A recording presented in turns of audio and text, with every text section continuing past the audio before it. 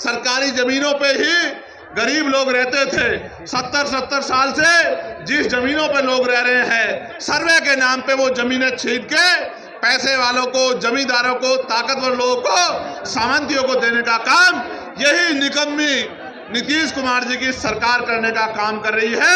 Double engine की सरकार करने का काम कर रही है।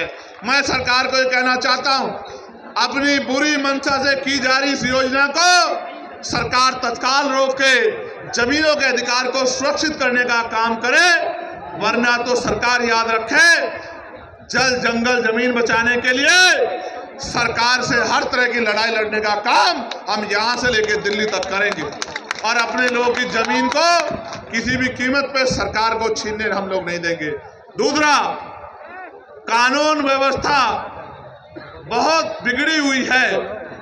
इसके लिए मैं सरकार से ये कहना चाहता हूं कि जो सरकार बहन बेटियों की रक्षा नहीं कर पा रही है, गरीबों, दलितों, पिछड़ों, आदिवासियों, मुसलमानों की रक्षा नहीं कर पा रही है, वो सरकार कानून व्यवस्था का ढिढोरा पीटना बंद करे।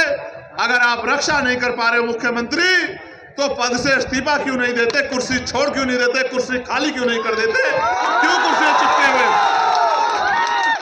इस तरह से तो सांप भी चंदन के पेड़ से नहीं लिपटता, जिस तरह से आप कुर्सी से चिपटे हुए हो। अगर नहीं काम कर पा रहे हो, नहीं लो जनता के हितों की रक्षा कर पा रहे हो, तो कुर्सी क्यों नहीं छोड़ देते मुख्यमंत्री जी? आपको सोचना चाहिए।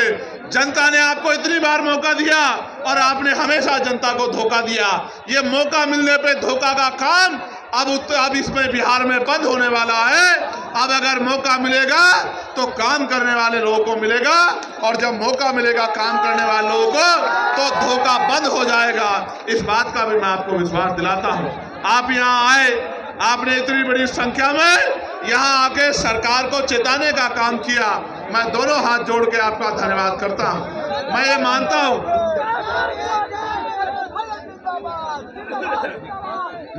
मैं मानता हूं कि आपने पिछले 7-8 साल में बहुत मेहनत की है। आपने अपनी मेहनत के बदौलत इस नीले झंडे को गांव-गांव तक पहुंचाने का काम किया है। अभी भाई ददन जी भी कह रहे थे, जौहर साहब भी कह रहे थे, अमर ज्योति जी और भाई कमल वालिया जी भी कह रहे थे कि अब आपकी परीक्षा का समय आ गया है। आने वाले 8-10 महीने संघर्ष के महीने हैं।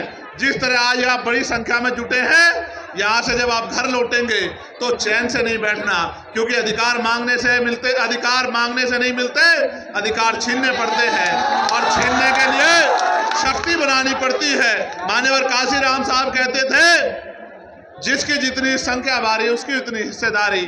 और उन्होंने ये भी कहा कि आरक्षण से लेंगे, एसपी डीएम वोट से लेंगे, सीएम पीएम। उन्होंने ये भी कहा कि मान लो तो हार और ठान लो तो जीत। अगर आप ठान लोगे तो ये निकम्मी सरकारें भी हटेंगी और आपके हाथ में भी ताकत आएगी। तो मैं अपने गांव के कार्यकर्ता से कहना चाहता हूं कि वो आज से रजिस्टर बना ले और एक एक घर को जोड़ के भाईचारा बनाने का काम करे, बहुजन समाज में एकता बनाने का काम करे, अपनी शक्ति बनाने का काम करे। और आने वाले समय में संघर्ष के बलबूते किसी के आगे हाथ फैलाने वाला नहीं, कलम की ताकत अपने हाथ में लेके लोगों के भविष्य को बदलने वाली शक्ति अपने हाथ में सत्ता के रूप में लेने का काम करे। क्योंकि जब तक पॉलिटिकल पावर आपके पास नहीं होगी, बाबा साहब अम्बेडकर कहते थे, political power is the master की, इट इज द मास्टर की which you can open each and every lock. Political power यानी राजनीतिक सत्ता वो चाबी है जिसके द्वारा आप सारी परेशानी यानी कि सारी समस्याओं के ताले खोल सकते हैं। आप मुझे मौका दे दो, आजाद समाज पार्टी भीम आर्मी के हाथ मजबूत कर दो।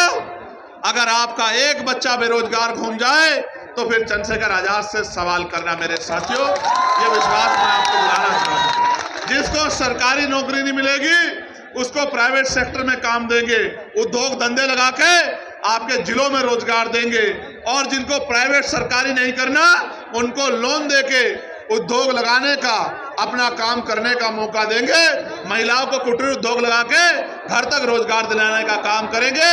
और इस गुंडागर्दी को जड़ से खत्म करने का काम करेंगे, इज्जत सम्मान की जिंदगी दिलाने का काम करेंगे। किसानों को उनकी फसल के दाम जो है उनकी इच्छा अनुसार दिलाने का काम करेंगे और जीवन भर मजदूरी कर करके बनने वाले इन परिवारों को मुख्य धारा में लाने का काम करेंगे। समान एजुकेशन पॉलिसी प्रदेश में लागू करेंगे और समान health policy, common health policy इस प्रदेश में लागू करेंगे। अमीरों जैसा इलाज गरीबों को मिलेगा और अमीरों को जैसे मिलने वाली पढ़ाई गरीबों के बच्चों को मिलेगी। अपने बच्चों को अच्छी शिक्षा के लिए हर साल 1000 बच्चों को विदेश में पढ़ने के लिए भेजने का काम करेंगे और इस देश की सेवा करने का मौका देंगे।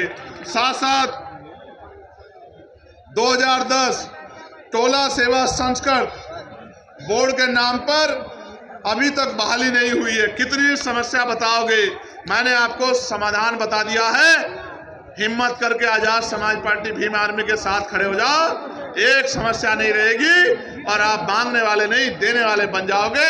और जिन साथियों ने अपनी समस्याएं दी हैं, जो राष्ट्रीय स्तर की है उन पर राष्ट्रीय स्तर पे और जो प्रदेश स्तर की है उन पर प्रदेश स्तर पे मुहिम चला के संघर्ष किया जाएगा और आपकी मांगे पूरी करवाने का काम हम लोग करेंगे। बहुत बहुत धन्यवाद। जय भीम, जय भारत, जय संविधान, जय मंडल, जय जोहार, जय जवान, जय किसान। आप सबके लिए मंगल।